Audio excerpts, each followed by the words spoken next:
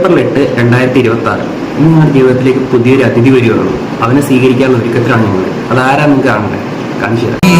പരദേവനഹോ നമുക്ക് പരിത്രാണനത്തിനധിപൻ മരണത്തിൽ നിന്നൊഴിവു കർത്തനാമഖില ശക്തനിൻ തിരുകരത്തിലുണ്ടനിശമീ പരദേവനഹോ നമുക്ക് പരിത്രാണനത്തിനധിപൻ മരണത്തിൽ നിന്നൊഴിവു കർത്തനാമഖില ശക്തനിൻ തിരുകരത്തിലുണ്ടനിശമീ പരദേവനഹോ നമുക്ക്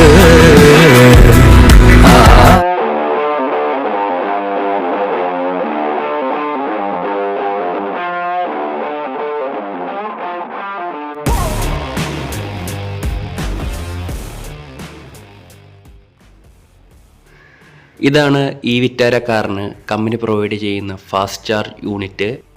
ഇത് അൺപ്ലഗ് ചെയ്യാനായി ഇതിന് മുകളിൽ ചെറിയൊരു സ്വിച്ച് കാണാം. അതിൽ പിടിച്ച് പ്രസ് ചെയ്താൽ മതി. ചാർജിങ് ഗ്യാപ്പിൽ ഒന്ന് പ്രസ് ചെയ്താൽ അത് ഓപ്പൺ ആവുന്നതാണ്. അവിടെ നമുക്ക് സോക്കറ്റ് കാണാൻ സാധിക്കുന്നതാണ്. ഈ ഒരു കാർഡ് മാരുതി പ്രൊവൈഡ് ചെയ്യുന്നതാണ്. ഈ ഒരു കാർഡ് ഇല്ലാതെ നമുക്കിത് യൂസ് ചെയ്യാൻ സാധിക്കത്തില്ല. ഇതൊന്നിങ്ങനെ സ്നൈപ്പ് ചെയ്താൽ ഇതിൽ കളർ മാറുന്നത് നമുക്ക് കാണാൻ സാധിക്കും. ചാർജിങ് ഏരിയയിൽ പച്ച ലൈറ്റ് കത്തുകയാണെങ്കിൽ ചാർജ് കയറുന്നു എന്നാണ് സൂചിപ്പിക്കുന്നത്. മാരുതി കണക്ട് എന്ന ആപ്പ് ഉപയോഗിച്ച് ബാക്കിയുള്ള കാര്യങ്ങൾ നമുക്ക് നോക്കാൻ സാധിക്കുന്നതാണ്. ഇതിൽ ഫുൾ ഡീറ്റെയിലുകൾ വാഹനത്തെക്കുറിച്ചുള്ള നമുക്ക് കാണാൻ സാധിക്കും. ഇതിൽ എത്ര മണിക്കൂർ വേണം ചാർജ് ആവാൻ എന്നുള്ള കാര്യങ്ങൾ അറിയാൻ സാധിക്കുന്നതാണ്. മാരുതിയുടെ നോർമൽ കീ പോലെ തന്നെയാണ് ഈ വിറ്റാരയുടെ കീ വരുന്നതും. പക്ഷേ ഡിക്കി ഓപ്പൺ ചെയ്യാനുള്ള സ്വിച്ച് ഇതിൽ കൊടുത്തിട്ടില്ല.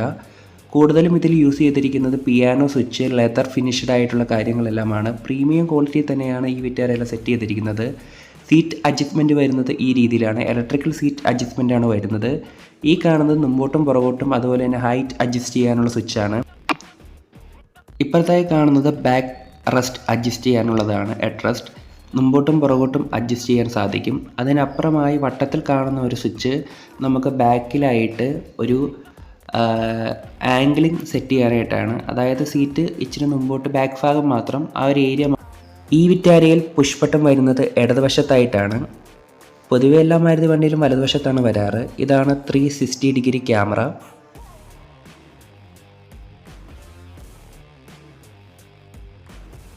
കൺട്രോൾസ് നോക്കുകയാണെങ്കിൽ വലതുവശത്ത് കൂടുതലും അഡാസ് ഫീച്ചേഴ്സാണ് വരുന്നത്. ഈ ഒരു ഫീച്ചർ ഉപയോഗിച്ച് നമുക്ക് സ്പീഡ് കൺട്രോൾ ചെയ്യാൻ സാധിക്കുന്നതാണ്. മുമ്പിൽ വരുന്ന വാഹനത്തിൻ്റെ ഡിസ്റ്റൻസ് കാൽക്കുലേറ്റ് ചെയ്തായിരിക്കും വണ്ടിയുടെ സ്പീഡ് നിയന്ത്രിക്കുന്നത്. അല്ലാതെ നമുക്ക് ഓട്ടോമാറ്റിക്കലി സ്പീഡ് കൺട്രോൾ ചെയ്യാൻ സാധിക്കും.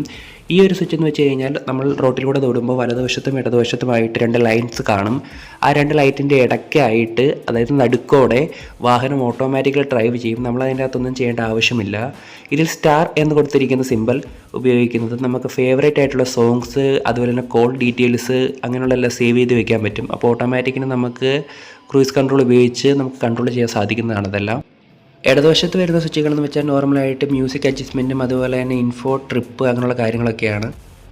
ലൈറ്റ് അഡ്ജസ്റ്റ്മെൻറ്റ് നോക്കുകയാണെങ്കിൽ നോർമൽ വരുന്നത് പോലെ തന്നെ ഇൻഡിക്കേറ്റർ താപ്പോട്ടും മേപ്പോട്ടും അതുപോലെ തന്നെ ലൈറ്റിൻ്റെ അഡ്ജസ്റ്റ്മെൻറ്റും കാര്യങ്ങളൊക്കെയാണ്. ആട്ടോ എന്നത് ഒരു ഓപ്ഷനുണ്ട്. ഇതിൻ്റെ അകത്ത് ഇട്ട് കഴിഞ്ഞാൽ വണ്ടി തന്നെ ഡിറ്റക്ട് ചെയ്ത് നമുക്ക് എതിരെ വരുന്ന വണ്ടിയുടെ ലൈറ്റ് അഡ്ജസ്റ്റ് ചെയ്യാനും കാര്യങ്ങളെല്ലാം ഓട്ടോമാറ്റിക്കലി അത് തന്നെ ചെയ്യും. ഗിയറിംഗ് സൈഡിലേക്ക് നോക്കിക്കഴിഞ്ഞാൽ ഇതിൻ്റെ അകത്ത് നമുക്ക് വരുന്നത് നോർമലായിട്ട് കാണുന്ന രീതിയിലുള്ള ഒരു റൗണ്ട് ടൈപ്പ് ഗിയർ നോബാണ് വരുന്നത്. അതുപോലെ തന്നെ ഇതിൻ്റെ അകത്ത് മോഡ്സ് 3 ടൈപ്പ് വരുന്നുണ്ട്. സ്പോർട്സ് മോഡ്, എക്കോ മോഡ് അതുപോലെ തന്നെ നോർമൽ മോഡ്. ഈ വിറ്റാര കാറിൽ വരുന്നത് ഫിക്സഡ് ആയിട്ടുള്ള ഒരു സൺറൂഫാണ് വരുന്നത്.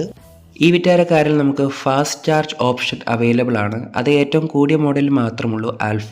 അതിൽ കുറഞ്ഞു വരുന്ന മോഡലുകളിലൊന്നും അത് അവൈലബിൾ ആയിട്ടല്ല.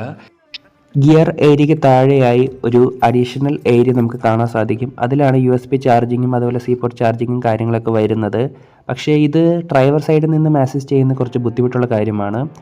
നമുക്ക് കുറച്ച് ഫേസുകൾ വരുന്നുണ്ട്. കൂടുതലും ഇതിൽ പിയാനോ സ്വിച്ചാണ് നമ്മൾ പറഞ്ഞല്ലോ. അതുപോലെ തന്നെ ഒരു പ്രീമിയം ലുക്കാണ് നമുക്ക് ഇതിൽ നിന്ന് ലഭിക്കുന്നത്.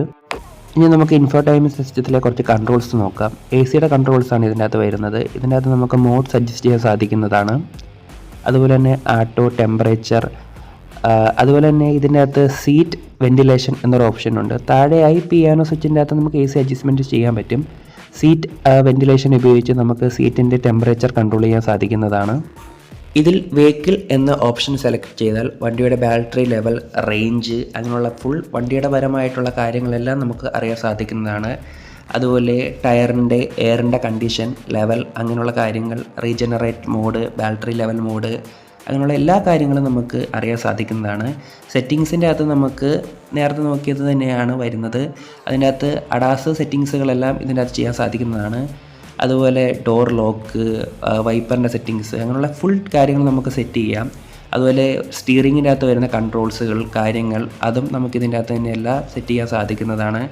ആംബിയൻസ് ലൈറ്റ് ഇതിൻ്റെ അകത്ത് ഓപ്ഷനുണ്ട്, നമുക്കത് കൺട്രോൾ ചെയ്യാം. അതിൻ്റെ ലൈറ്റ് കാര്യങ്ങൾ ക്രൂയിസ് കൺട്രോൾ ഉപയോഗിച്ചാണെങ്കിൽ നമുക്കിതെല്ലാം ചെയ്യാൻ സാധിക്കുന്നതാണ്. അതിൻ്റെ അകത്ത് നമുക്ക് ആവശ്യമുള്ള കാര്യങ്ങൾ പറഞ്ഞു കഴിഞ്ഞാൽ നമുക്കതിൻ്റെ അകത്ത് തന്നെ വണ്ടി സെലക്ട് ചെയ്ത് തരുന്നതാണ്.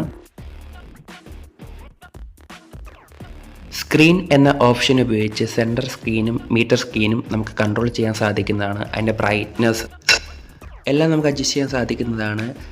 മീറ്റർ ഡിസ്പ്ലേയിൽ 3 ടൈപ്പാണ് വരുന്നത്. അതിൻ്റെ ഇൻ്റർഫേസ് സ്റ്റാൻഡേർഡ്, വൈഡ്, അതുപോലെ തന്നെ ക്ലാസിക് എന്ന. മീഡിയ എന്ന ഓപ്ഷൻ ഉപയോഗിച്ച് നമുക്ക് സൗണ്ട്സ്, അതുപോലെ തന്നെ റേഡിയോയുടെ ബാസ്, മീഡിയം, മോഡ് കാര്യങ്ങളെല്ലാം നമുക്ക് സെറ്റ് ചെയ്യാൻ സാധിക്കുന്നതാണ്. ഇതിൻ്റെ എത്രമാത്രം ആംഗിളിൽ നമുക്ക് സൗണ്ടിൻ്റെ കാര്യങ്ങൾ എല്ലാം സെറ്റ് ചെയ്യാൻ സാധിക്കുന്നതാണ്. നെറ്റ്വർക്ക് ഉപയോഗിച്ചാണ് നമുക്ക് ബ്ലൂടൂത്ത്, വൈഫൈ കണക്ഷൻസ് എല്ലാം നോക്കുന്നത്. സിസ്റ്റം എന്ന കൺട്രോളിൻ്റെ അകത്താണ് നമുക്ക് ലാംഗ്വേജ്, ക്ലോക്ക്, യൂണിറ്റുകളൊക്കെ സെറ്റ് ചെയ്യാൻ പറ്റുന്നത്. അതായത് യൂണിറ്റിൻ്റെ അകത്ത് ടെമ്പറേച്ചർ, കിലോമീറ്റർ, അങ്ങനെയുള്ള കാര്യങ്ങളൊക്കെ നമുക്ക് സെറ്റ് ചെയ്യാൻ പറ്റും. ആൻഡ്രോയിഡ് ഓട്ടോ ഇൻബിൽഡ് ആയിട്ട് വരുന്ന ഫോണുകളാണെങ്കിൽ ബ്ലൂടൂത്ത് കണക്റ്റ് ആക്കുന്ന ടൈമിൽ തന്നെ ഓട്ടോമാറ്റിക് കണക്റ്റ് ആവുന്നതാണ്. ഇൻബിൽഡ് ആയിട്ട് വരാത്ത ഫോണുകളാണെങ്കിൽ പ്ലേ സ്റ്റോറിൽ നിന്നും ഡൗൺലോഡ് ചെയ്ത് കണക്ട് ചെയ്യാൻ സാധിക്കുന്നതാണ്. ഇതാണ് നമുക്ക് ആൻഡ്രോയിഡ് ഓട്ടോ ഇൻഫിനിക്സ് കിട്ടുന്നത്. വാട്സപ്പ് അങ്ങനെയുള്ള ഫുൾ അത്യാവശ്യം ആവശ്യമുള്ള കാര്യങ്ങളെല്ലാം നമുക്ക് ഇതിൻ്റെ അകത്ത് ഉപയോഗിക്കാൻ സാധിക്കുന്നതാണ്. ചാർജിങ് പോർട്ട് സോക്കറ്റിൽ നിന്ന് ഊരുന്നതിന് മുമ്പായിട്ട് ഇവിടെ കാർഡ് സ്നൈപ്പ് ചെയ്യണം. അത് കഴിഞ്ഞ് നമുക്ക് ഈസി ആയിട്ട് ഊരിയെടുക്കാൻ സാധിക്കുന്നതാണ്. ഏതെങ്കിലും കാരണവശാൽ നമുക്ക് ഊരാൻ സാധിക്കാതെ വരികയാണെങ്കിൽ ബോണറ്റ് ഓപ്പൺ ചെയ്തതിന് ശേഷം ഒരു സിൽവർ കളറിലുള്ള ഒരു വയർ കാണാൻ സാധിക്കുന്നതാണ്. അത് വലിച്ചതിന് ശേഷം ഗണ്ണ് ഊരിയെടുക്കാൻ സാധിക്കുന്നതാണ്. ഇതാണ് നമ്മുടെ ബാറ്ററി ഏരിയ വരുന്നത്. ഇതാണ് നമ്മുടെ വൈപ്പർ ടാങ്ക്. റിയറിനും ഫ്രണ്ടിൽ നിന്നും ഒരു ഏരിയയിൽ തന്നെ